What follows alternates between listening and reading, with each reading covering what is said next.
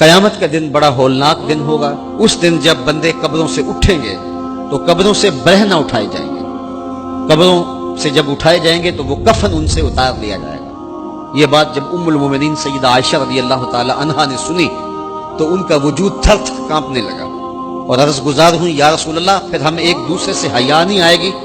فرمایا عائشہ معاملہ اس سے بھی آگے ہے۔ مطلب کیا؟ اگر کسی کو ہوش رہا تو حیا آئے گی نا، ہوش اڑے ہوئے ہوں گے، ہول قیامت طاری ہوگا، بدن کانپ رہے ہوں گے، کلیجے لرز رہے ہوں گے، دل خوف سے پانی پانی ہو رہے ہوں گے، پتے پانی ہو جائیں گے۔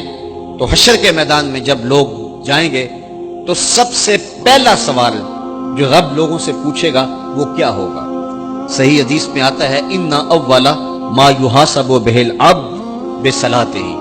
قیامت کے دن بندوں سے اللہ تعالیٰ سب سے پہلا سوال یہ پوچھے گا کہ کیا تم نے نماز پڑھی تھی؟ سب سے پہلا سوال یوم حشر میں قیامت کے دن نماز کے بارے میں۔ اور اللہ تعالیٰ جل شانہ قیامت کے دن لوگوں کو اپنے حضور سجدہ ریز ہونے کا حکم دے گا کہ آج مجھے سجدہ کرو۔ دنیا پر کوئی سجدہ کرتا ہے یا نہیں کرتا؟ قیامت کے دن تو چاہے گا کہ ابھی سجدہ ریز ہو جاؤں، بلکہ کافر بھی چاہیں گے کہ ہم بھی سجدہ ریز ہو جائیں۔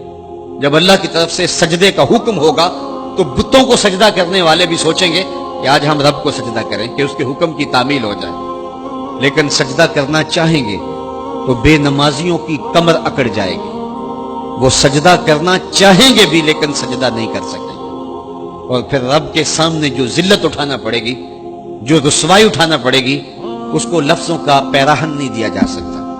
اور پھر جو بے نمازی ہوں گے اللہ کے حضور سجدہ نہیں کر پائیں گے، اللہ تعالیٰ انہیں اس صف میں کھڑا کر دے گا جس صف میں فرعون کھڑا ہوگا، نمرود کھڑا ہوگا، حامان کھڑا ہوگا، قارون کھڑا ہوگا، ابی بن خلف کھڑا ہوگا۔ دشمنان خدا جس صف میں کھڑے ہوں گے بے نمازی کو اس صف میں کھڑا کر دیا جائے گا۔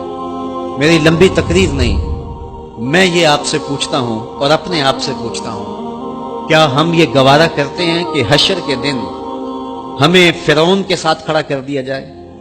کیا یہ ہم گوارا کرتے ہیں کہ حشر کے دن ہمیں نمرود کے ساتھ کھڑا کر دیا جائے؟ کیا یہ ہماری طبیعت اس کو برداشت کر سکے گی کہ رسول اللہ کے دشمنوں کے ساتھ ہمیں کھڑا کر دیا جائے؟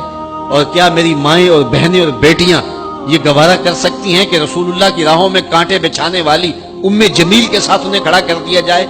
یقیناً ہم کبھی نہیں چاہیں گے، ہم یہ رسوائی کبھی برداشت نہیں کر سکتے۔ ان کے پاس کھڑا ہونا ہی قیامت ہے، ان کے ساتھ کھڑا ہونا ہی عذاب ہے، اور پھر ان کے اوپر لعنتیں بھی برس رہی ہوں گی اور ان کے چہروں کے اوپر تارکو لک مل دی جائے گی اور وہ رسوائیوں کے گڑے میں ہوں گے۔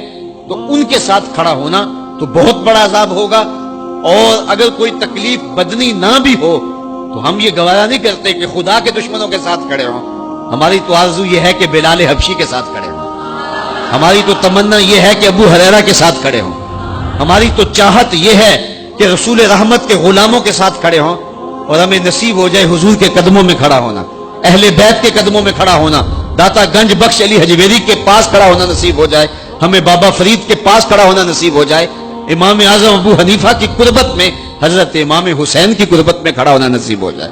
ہم تو یہ چاہیں گے کہ اس زمرے میں آئیں۔ کل میں نے عرض کیا تھا 2 ہی برادری رہ جائے گی قیامت کے دن، باقی ساری برادریاں ٹوٹ جائیں گی، ساری عمارتیں ٹوٹ جائیں گی، صرف 2 برادریاں، ایک یہ برادری جس کا سردار ابو جہل ہوگا، ابو لہب ہوگا، اور ایک وہ برادری جس کے سردار محمد عربی ہوں گے۔ اب جو بے نماز ہوگا اس کو کدھر کھڑا کیا جائے گا؟ جدھر ابو جہل ہوگا، جدھر ابو لہب ہوگا، جدھر عتبہ ہوگا، جدھر عتیبہ ہوگا، جدھر ولید بن مغیرہ ہوگا، جدھر فرعون ہوگا، حامان ہوگا، شدید ہوگا، شداد ہوگا، نفدنون ہوگا، قارون ہوگا، دشمنان خدا ہوں گے۔ بے نمازی کو صف میں کھڑا کر دیا جائے۔ 6 گھنٹے کی تقریر نہیں کرتا، ان 2 لفظوں کو سمجھ لیں۔